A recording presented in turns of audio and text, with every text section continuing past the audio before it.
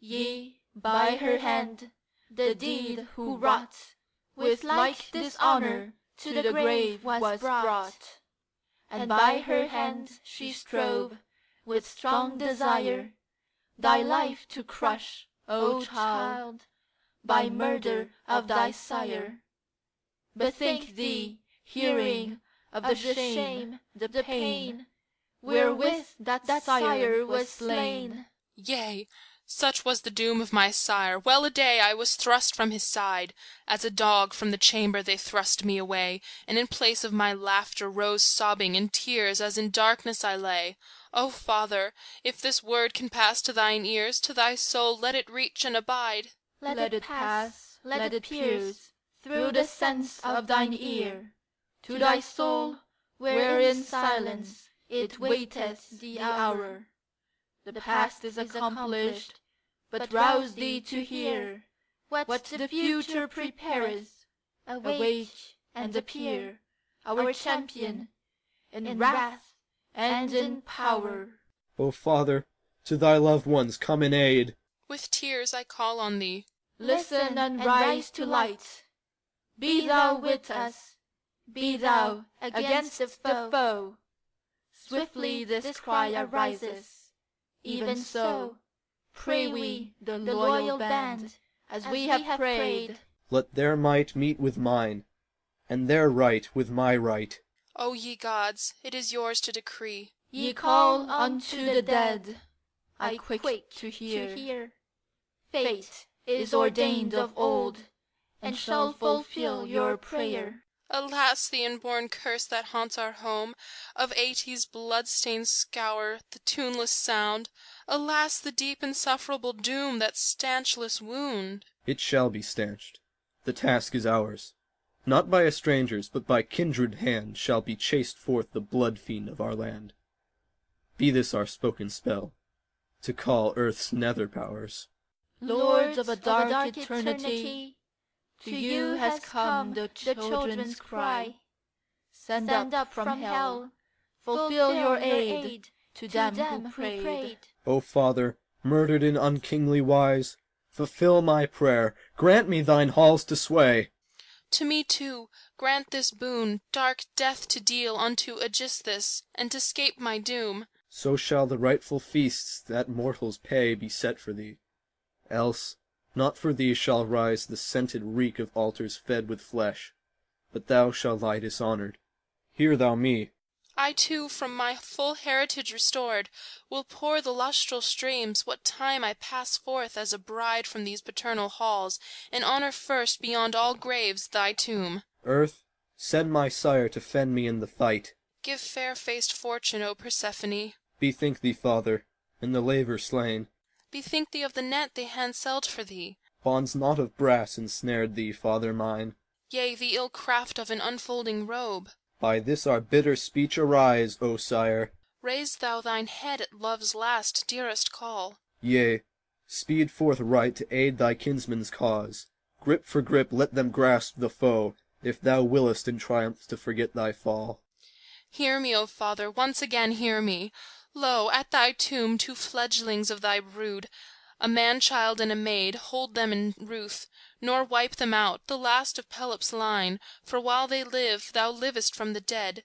Children are memory's voices, and preserve the dead from wholly dying, as a net is ever by the buoyant corks upheld, which save the flex mesh in the depths submerged.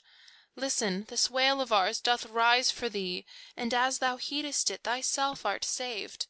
In sooth, a blameless prayer ye spake at length, the tomb's requital for its dirge denied. Now, for the rest, as thou art fixed to do, take fortune by the hand, and work thy will. The doom is set, and yet I fain would ask, not swerving from the course of my resolve, wherefore she sends these offerings, and why she softens all too late her cureless deed. An idle boon it was, to send them here unto the dead who recks not such gifts.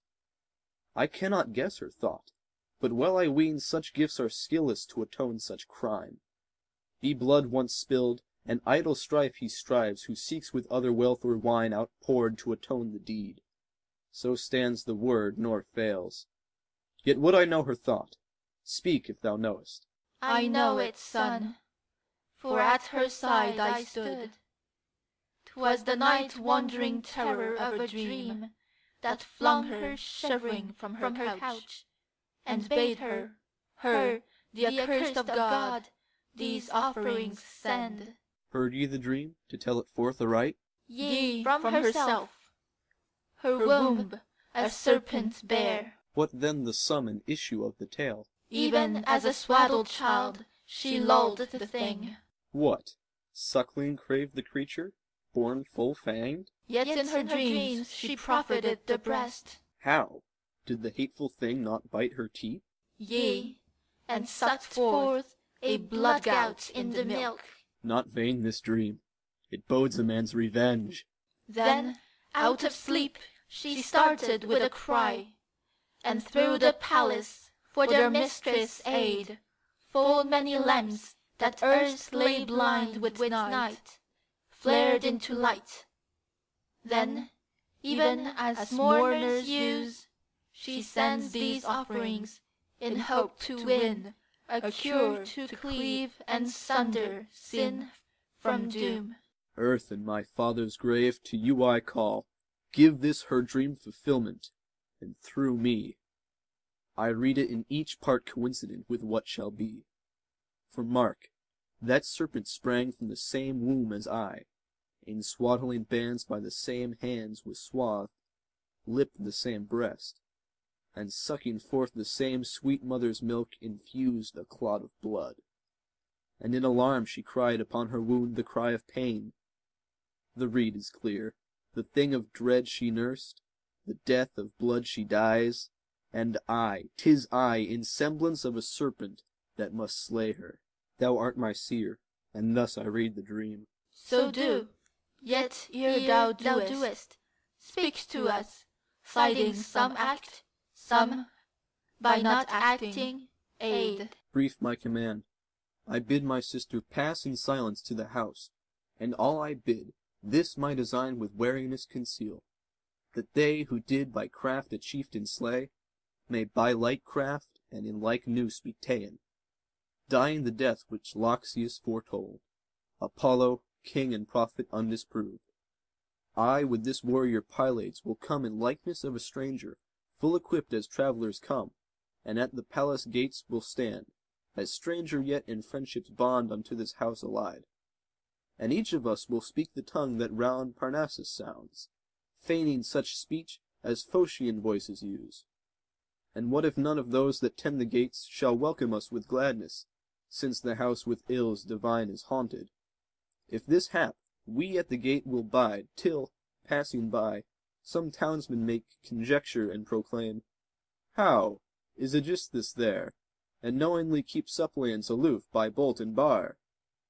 Then shall I win my way, and if I cross the threshold of the gate, the palace guard, and find him throned once where my father sat, or if he come anon, and face to face confronting drop his eye from mine, I swear he shall not utter, Who art thou, and whence? Ere my steel leap, and compassed round with death low he shall lie.